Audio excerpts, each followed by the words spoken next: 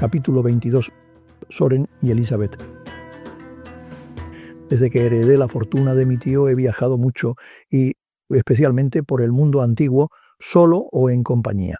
Me refiero principalmente al Oriente Próximo, en el que normalmente se incluyen todos los países asiáticos ribereños del Mediterráneo, incluidos Turquía, Egipto, Siria, Líbano, Israel, Palestina, Jordania, Irak e Irán, más los que forman la península arábiga.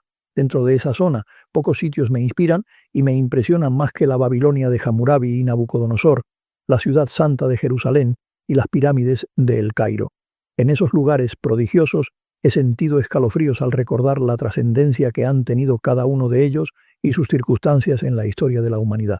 Conozco con cierto detalle la fabulosa historia de Mesopotamia, de la media luna fértil, formada por los ríos Tigris y Éufrates.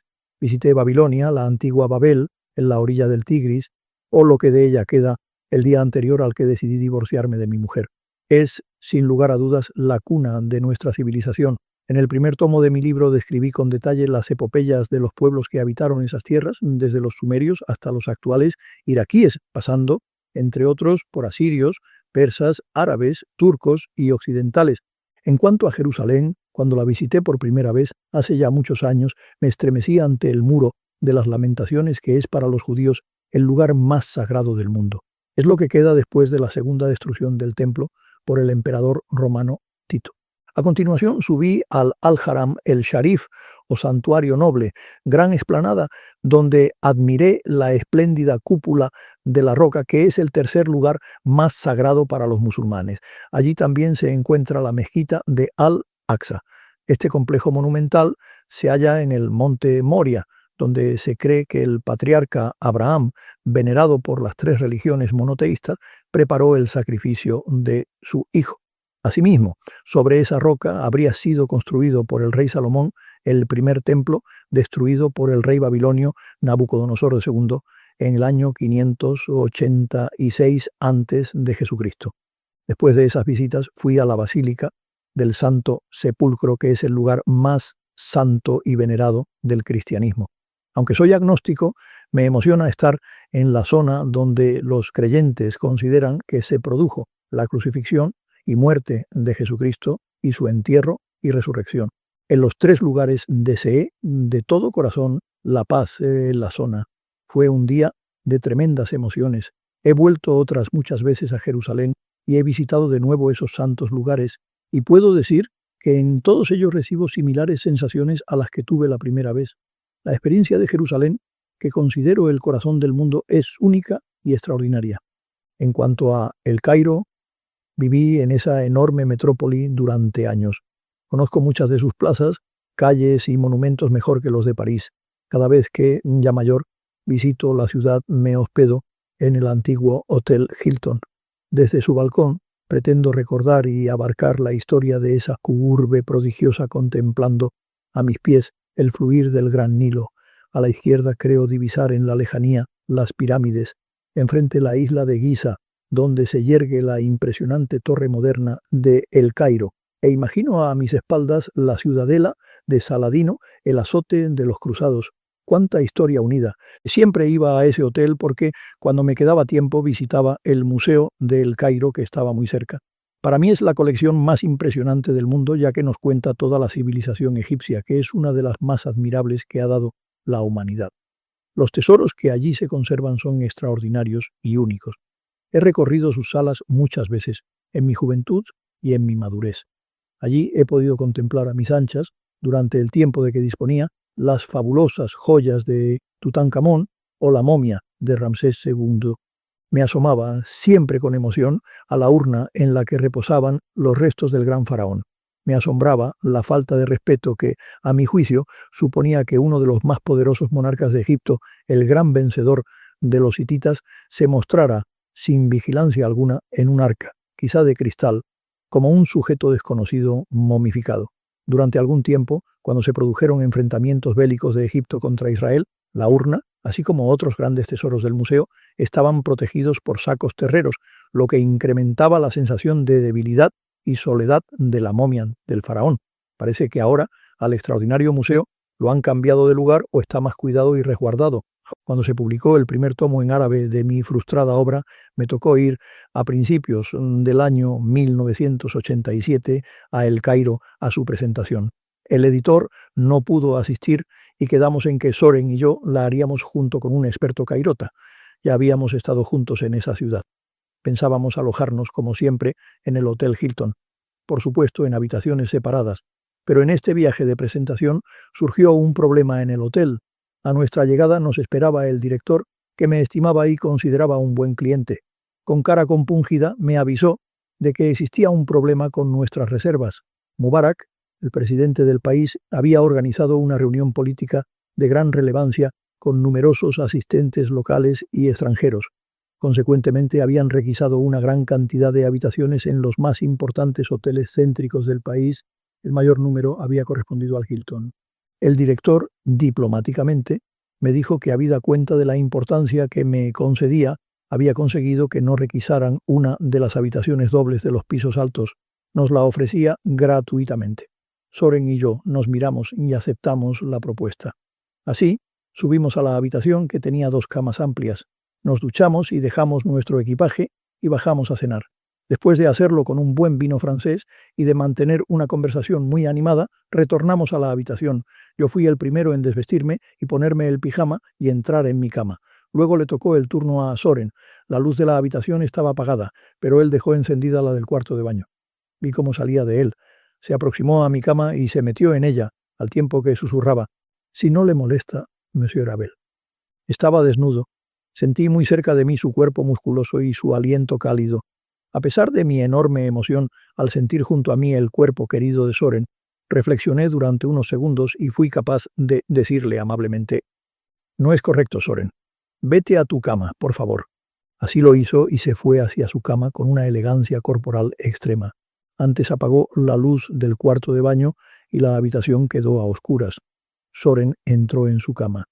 Oí su respiración entrecortada, pero al cabo de unos 10 minutos se tranquilizó y poco después estaba durmiendo. En cambio, yo no pude conciliar el sueño hasta muy tarde. Por un lado, me maldecía por no ser capaz de atrapar la felicidad como se me había presentado. Acaricié la sábana donde él había estado tendido. Me imaginé desnudos, abrazado a él, sintiendo su respiración. Me odiaba por haber desdeñado el acercamiento de Soren, pero, por otra parte, era feliz, ya que entendía que me había comportado bien, puesto que, aunque era el hijo del notario Clausen, yo lo veía siempre como si fuera mi propio hijo. Pero lo principal para mí es que me había demostrado que me quería como yo a él. Sin embargo, nunca llegué a entender o comprender lo que él veía en mí y le provocaba su amor. A la mañana siguiente, antes de salir del cuarto, cuando ya estábamos vestidos como de costumbre, nos abrazamos, pero esta vez con más fuerza y ternura. Cuando ya parecía que conocía cómo funcionaba mi libido, llegó Soren trastocando y perturbando mis deseos y mis sentimientos. Amaba a ese muchacho casi tanto como a Alba. Además, me excitaba físicamente. Me bastaba con estar a su lado, no tenía que tocarlo. Me apetecía extraordinariamente abrazarle y besarle y acariciar su cuerpo desnudo. Sin embargo, no me imaginaba, en absoluto, realizando con él los actos que contemplé con repugnancia en las películas pornográficas que había visto en Copenhague. Comprendí que yo nunca sería el amante de Soren, ya que antes que nada él era prácticamente mi hijo putativo. Yo lo había formado y educado a mi manera. Era una obra mía. No podía, de ninguna forma, desfigurarla por el egoísmo de satisfacer un deseo puro, si bien, al mismo tiempo, bastardo. Pero me satisfacía extraordinariamente saber que me quería. Durante todos los años posteriores de mi vida conviví con él varias horas al día, aunque ni una sola vez ni él ni yo actuamos lascivamente. En cambio, todos los días nos saludábamos con un abrazo apretado que me transmitía, al igual que yo lo hacía con él, sin decir nada, nuestro amor tierno y comprometido. Supe que Soren salía con chicas, lo que me pareció normal, pero sin que yo lo reconociera así en mi fuero interno. Sentí cierta sensación como si fuera de celos. Nunca le dije nada, pero una tarde, cuando él ya había cumplido los 35 años, nerviosamente me comentó: «Maître, deseo decirle que desde hace unos meses salgo con una chica con la cual me he comprometido ayer. Quería que fuera usted el primero en saberlo». Hizo una pausa y añadió: «Puedo asegurarle que no influirá negativamente en mi trabajo y en nuestra relación personal». Como notó mi sorpresa y mi azoramiento, prosiguió dulcemente: En todo caso, espero que no le moleste y que apruebe mi decisión. Por supuesto, le contesté. Me alegro mucho de la noticia y espero que me presentes tan pronto como quieras a tu novia. No le pregunté cuándo pensaban casarse. Días después me propuso conocer a su prometida. Les invité a ambos a uno de los mejores restaurantes de París. Elizabeth, que así se llama la que era su novia y hoy es su esposa, era una chica preciosa que con los años ha mejorado sensiblemente, tanto en su belleza como en su capacidad intelectual, que es muy alta. Fui padrino de la boda en sustitución de su padre, mi querido notario. Llegaron a París para asistir a la boda tanto sus 3 hermanos como su madre. Me sorprendí de nuevo, como siempre que los veo juntos, de la enorme diferencia física que existe entre Soren y sus hermanos. Es un misterio genético. En todo caso, creo que forman una estupenda pareja. Han tenido 2 hijos, una chica y un chico. No sé si son felices, pero mi impresión es que están bien juntos. Y como me prometió Soren, su matrimonio no ha incidido negativamente en su trabajo ni en nuestras relaciones personales. Puedo añadir que tampoco ha influido en el cariño que ambos nos profesamos. Creo que Elizabeth es consciente de nuestro especial afecto y que lo aprueba.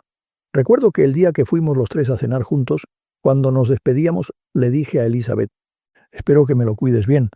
No tendrá usted ninguna queja, nada cambiará», me contestó sin vacilar. Seguramente piensa como yo que son 2 amores distintos. Ese verano cumplía yo 50 años. Fue una época, en parte, triste. Calaron pensamientos pesimistas. Ya había roto definitivamente con Dalila y no me parecía que tuviera esperanza alguna de unirme a Alba.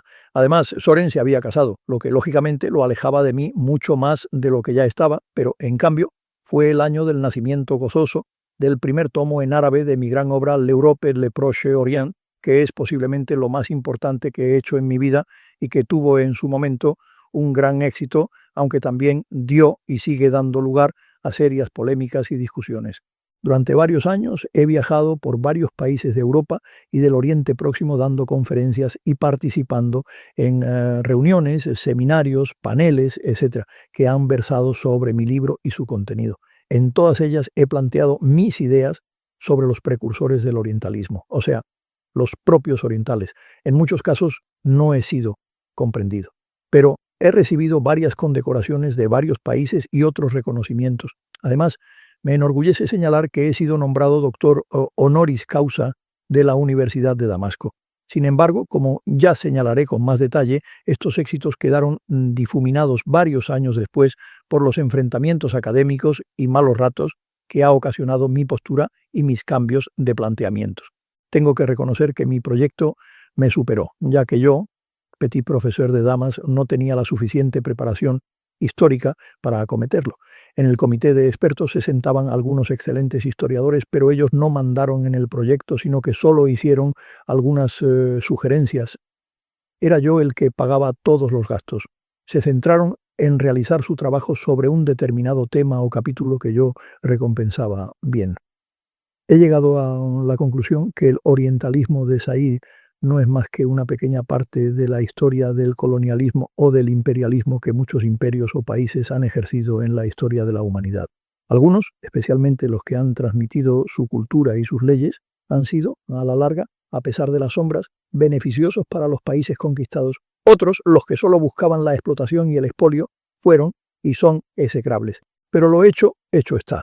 Mi obra queda en las bibliotecas. Mejor es comentar temas más amables, como lo que entonces me escribía mi hija Yasmine.